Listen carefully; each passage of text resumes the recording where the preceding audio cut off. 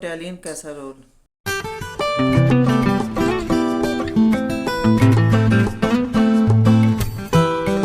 अस्सलाम वालेकुम वीवर्स, क्या हाल है आपके?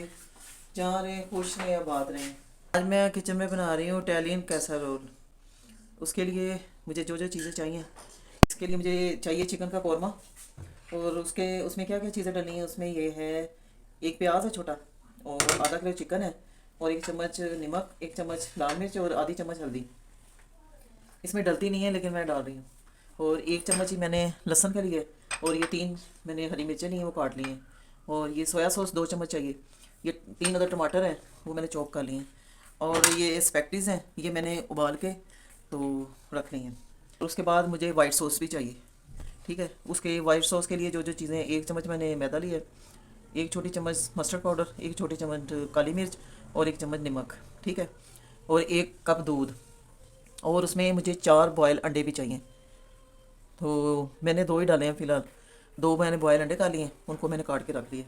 पैटीज़ हैं, और अब मैं इसमें ये ऑलिव ऑयल डाल के उसको नरम कर लूँगी। जो आपस में जुड़ जाती है ना बॉयल करने के बाद, फिर ये जुड़ेंगे नहीं। मैंने देगची में घी डाला है, तो मैं प्याज नरम हो गया। ये इटालियन डिश है। इटालियन डिशेस में प्याज को ज़्यादा ब्राउन नहीं करते। मैंने लहसुन डाल दिया, अब इसको थोड़ी देर फ्राई करेंगे।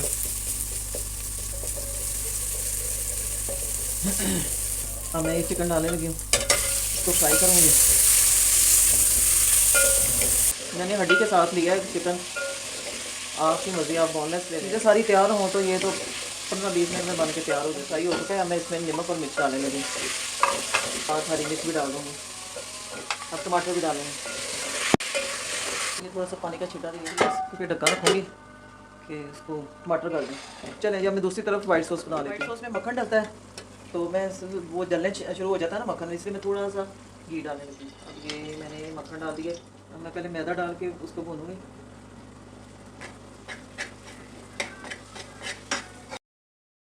अब ये नमक और मस्टर्ड पाउडर, काली मिर्च ये भी डाल दी। थोड़ा थोड़ा डालूंगी। फिलहाल थोड़ा चूल्हा बंद कर दिया कि इसकी गुठलियाँ इसमें घुल जाएँ, तो फिर जलाती हूँ आग। मैंने मिक्स कर लिया दूध में मैदे को, तो अब ये कितना अच्छा घुल गया। अब इसको थोड़ी देर पकाऊंगी। वाइट सॉस बड़े मज़े की बनती है, आप ज़रूर ट्राई करिएगा। अब मैं थोड़ा इसको छींटे दे दे के इसको भूनूंगी चिकन को। फिर इसका हल्का सा कौरमा तैयार करके तो इसको दम पे लगा देंगे। ये देखिए जी, हमें इतनी थिकनेस चाहिए इसकी, ये वाइट सॉस की। ये देखना, ये वाइट सॉस तैयार हो गया, कौरमा तैयार हो चुका है। 5 मिनट के लिए बस हल्की आंच पे रखूँगी, फिर इस पर डालूँगी। अब ऐसा है कि मेरे पास तो ओवन नहीं है, तो मैं क्या करूँगी कि इसको तवे के ऊपर रखूँगी, तवे को गर्म करूँगी, फिर मैं उसके ऊपर ये पैन रखूँगी ऐसे। अब मैं पैदे में ऑयल लगाऊँगी। नीचे ऑयल लगाने से ये होगा कि फिर वो चिपकेगा नहीं। स्पैगेटीज़ डालूँगी, जिसे कौरमा बनाया चिकन का, ये डालूँगी।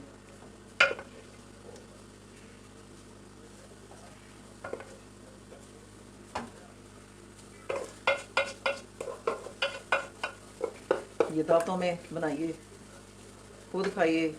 अगर आप ये दावत में बनाएंगे तो एक नई रेसिपी है, तो अच्छा लगता है। एक साइड डिश, सालन रोटी चावल तो होते ही हैं, लेकिन एक साइड डिश भी होनी चाहिए। ये सारा मैंने इसमें डाल दिया। अब ये मैंने जो अंडे बॉयल करके रखे थे, अब मैं इसकी तय लगाऊंगी। ब्रेड में क्या करना है, मैंने ये जो वाइट सॉस तैयार किया था, इसकी तय लगाऊंगी। इसको मैं 15 मिनट के लिए रखूँगी, फिर मैं आपको दिखाती हूँ।